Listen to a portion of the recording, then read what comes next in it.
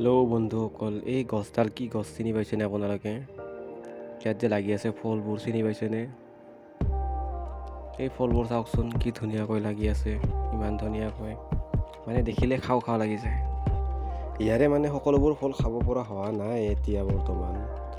যিবিলাক মানে ক'লা ক'লা হৈছে সেইবিলাক মানে খাব হৈছে, আৰু যিবিলাক অলপ ৰঙা ৰঙা পৰি আছে সেইটো মানে 2-4 দিনৰ ভিতৰত হ'ব আৰু খাব পৰা। আৰু যিবিলাক বগা বগা হৈ আছে সেইবিলাক এতিয়া একো হোৱা নাই খাবলৈ। আৰু মই এতিয়া মানে এটা ছিঙি চাম আৰু মানে খাই চাম কেনেকুৱা লাগে টেষ্টটো। এয়া ছিঙিলোঁ।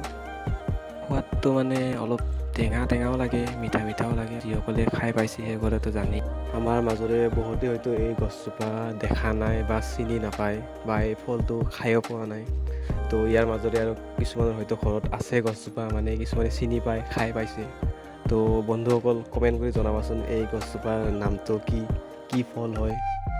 মোৰ ঘৰত নাই এই গছজোপা, মানে আমাৰ বৰমাহঁতৰ ঘৰত আছে।